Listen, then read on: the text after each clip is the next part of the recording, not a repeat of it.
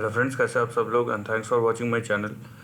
Friends, इस video में हम सन फार्मास्यूटिकल्स के बारे में डिस्कस करेंगे और उसका लॉन्ग टर्म चार्ट किस तरीके से पैन आउट हुआ है। सो इससे पहले भी मैंने वीडियो बनाया था जहाँ पे मैंने बात किया था कि क्योंकि पूरा सेक्टर यहाँ पे ऊपर जा रहा है और ये सेक्टर का लीडर रह चुका है सन फार्मा सेक्टर का। सो आप देखेंगे अपने लोअर लेवल से ये 70-80% ऊपर गया है।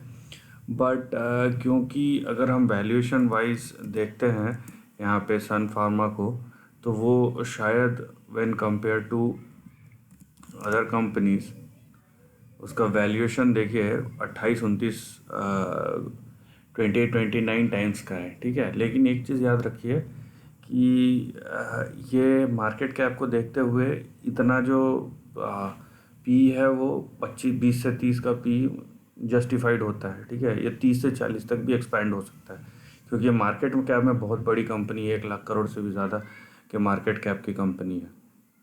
और जहाँ तक हम बात करते हैं कि ये इसका परफॉर्मेंस इससे पहले कैसे रहा है, तो सबको पता है कि एक टाइम पे सन फार्मा का मार्केट कैप पूरे इंडस्ट्री के मार्केट कैप से ज़्यादा था। ये तो ऐसा भी उसने टाइम देखा है। और फॉर एग्जांपल देखिए 1998 से जो 2015 का हाई था, वहाँ पे इस स्टॉक ने 84,000% का रिटर्न दिया, तो कहीं से भी छोटा नहीं है।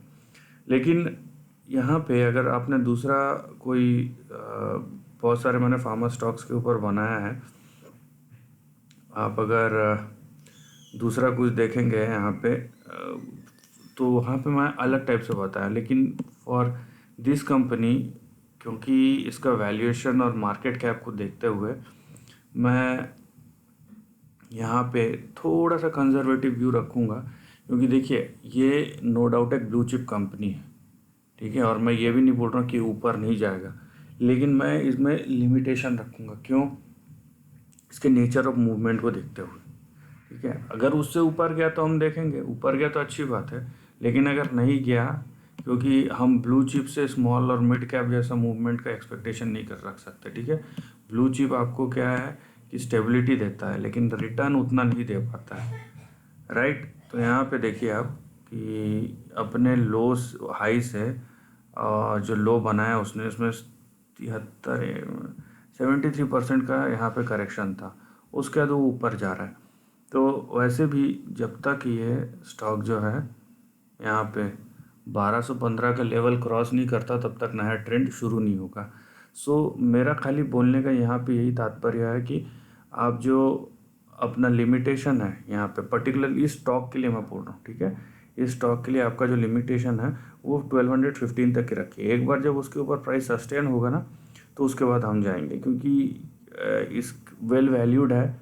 और यहाँ पे एक दो और चीज़ है, जैसे यहाँ प्रॉफिटेबिलिटी या ग्रोथ, वैसे 9-10% ये बढ़ेगा, और ऐसी बात नहीं है, ये बढ़ेगा। यहाँ पे देखिए ये 20+%, इवन 30% का भी था, उसके बाद घटते घटते पिछले, हाँ बोलिए 3 साल में 10-11% का आया है। हो सकता है यहाँ से फिर से ऊपर जाए, लेकिन मैं थोड़ा सा वही है कि यहाँ पे इस स्टॉक के लिए कंजर्वेटिव व्यू रखूँगा। एनी हाउ, यहाँ पे देखिए ये जो एक डाउन ट्रेंड था ना, वो शायद ख़त्म हो गया। 491 या 500 जैसी स्टॉक ने क्रॉस किया है, वो डाउन ट्रेंड ख़त्म हो गया। अब ये ऊपर की तरफ जाएगा, तो इसके अंदर के जो लेवल्स हैं, ठीक है, अभी जो नेक्स्ट आपका जो टारगेट या आप बोल सकते हैं कि लिमिटेशन रहेगा, रेजिस्टेंस रहेगा, वो 682 पे आएगा। 682 के बाद नेक्स्ट आएगा आपका यहाँ पे 852, और उसके बाद 1215। तो ये दोनों तीनों जब क्रॉस हो जाएंगे, ठीक है, उसके बाद हम नए ट्रेंड के बारे में डिस्कस करेंगे। लेकिन इसमें मैं खाली ये इसीलिए बोल रहा हूँ क्योंकि यहाँ से अगर आप देखते हैं इसके करंट प्राइस से ऊपर तक, जो अपने प्रीवियस हाई तक भी जाना है, 115% का मूव चाहिए स्टॉक का।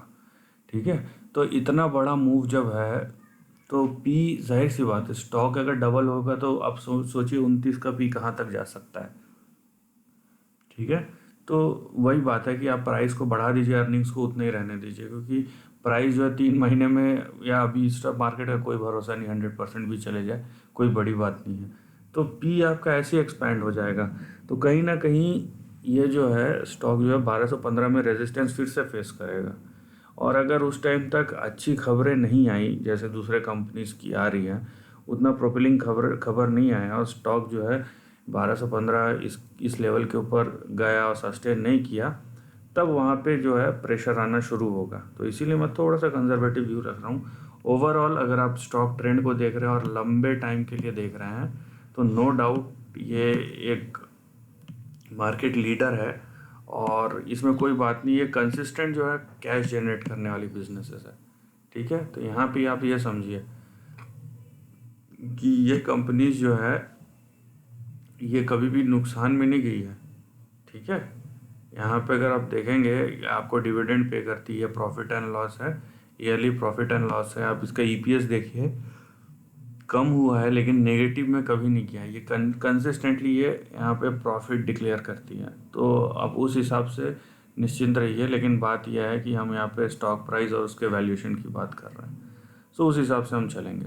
So this is the end of the video. दोस्तों वीडियो पसंद आया तो लाइक और शेयर कीजिए, थॉट्स कमेंट सेक्शन में लिख के बताइए और ऐसे ही नए कंटेंट के लिए चैनल को प्लीज़ सब्सक्राइब कीजिए। Lastly, take care of your family and friends.